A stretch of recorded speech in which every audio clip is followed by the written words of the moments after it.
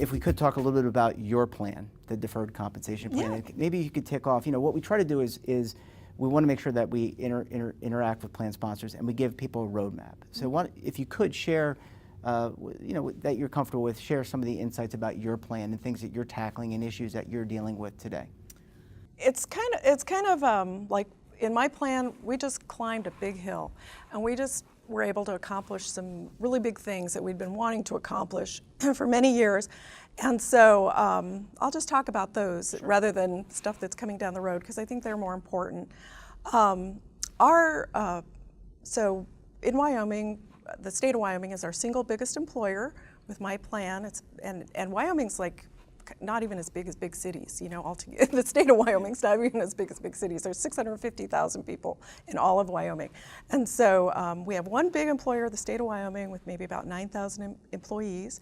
And then we have all of our little cities, towns, counties, school districts, weed and pest districts. All these small employers can also join our 457 plan as well. And it's a very decentralized environment. Hiring can happen in thousands of different locations, as remote as like fish hatcheries and things like that. And so we could see the value of automatic enrollment. And I started talking with my board about automatic enrollment as soon as the Pension Protection Act was passed in 2007. August 17th, 2007, which happens to be my daughter's birthday. So happy birthday to her. When it comes. Happy birthday to the Pension Protection Act. Yes, exactly.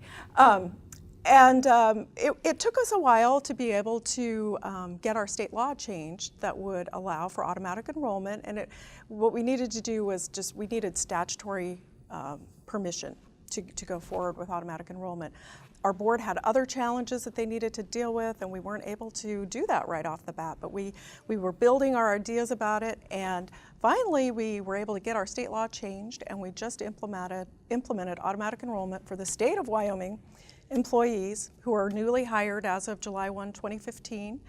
And so that's been going now for a year and a half or so. And what's the default percentage?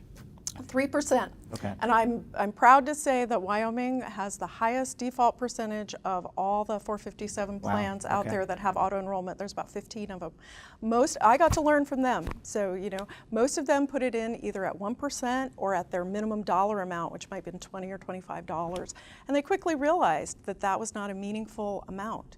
And so because our process took longer, I got to watch and realize if we're going to go in for this, we got to go big, and we've got to create a meaningful amount because it's a supplemental piece of retirement. It's not like the 401k levels where you really need to be 10% and beyond.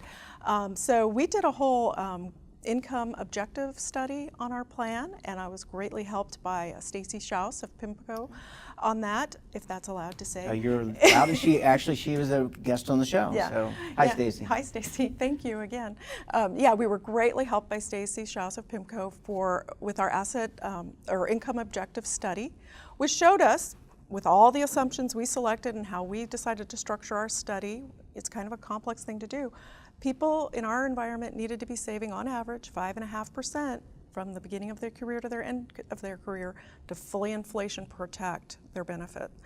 And that was a little rich for us, that 5.5%, so we decided to back it down to 3%, and that's where we're at. And did you consider the auto escalation, or is that something that you're considering on a go-forward basis, possibly? We're considering it going forward, but we had because we're not the payroll arm of our organization, our payroll office was very concerned about being able to handle that technology-wise, so we put that on the back burner for now. But I can tell you that every person that gets hired into the state of Wyoming now is being automatically enrolled.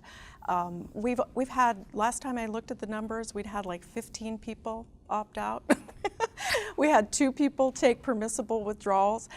So by and large, everybody who's getting hired with the state of Wyoming is positioned for good retirement outcomes. We've got a 97% stick rate. With, very few people are opting out of it. We were a little worried about the 3% level because our environment is kind of a lower wage environment. Our people don't earn high dollar in Wyoming usually, but it's working, and we're very proud of that. Then the next thing we moved on to, we had a little bit of a strategic roadmap. The next thing we moved on to was we wanted to streamline our investment menu. Our menu was a really good menu at good funds. We'd been keeping them up and replacing when we needed to, but it was all based on the Morningstar style box. And you know, we could see, we did a lot of research to see what our participants were doing, how they were allocating. We found out that their relationship of age to equity, there was none. Nobody was really adhering to the invest more in equities when you're younger and less in equities when you're older. They just weren't doing that. Also, there was really not a lot of sense about how people were using growth and value funds, yet we were giving them those choices. There was not a lot of logic about the distinction between small and mid. And so we really could see the benefit of streamlining the menu, reducing the choices, making it easier for people, but behind the scenes, inside of each one of our white label funds would be more diversification, more optimization, and you know, better opportunity for investment growth. And the target date fund, are you seeing a lot of contributions flow into the target date fund? Because we kind of see that with other types of plans. New enrollees are, you know, by and large going target date. Our plan has gotten to the point where we're about a third target date, a third core, and a third, well, less than a third, about 26% stable value. But I'll tell you that we're down from 60% stable value, which is what it was when I came into the plan, you know, which is that was real typical. And so we do, it's a little bit early to go in and do an analysis of how people are allocating now that we have our white label funds in place.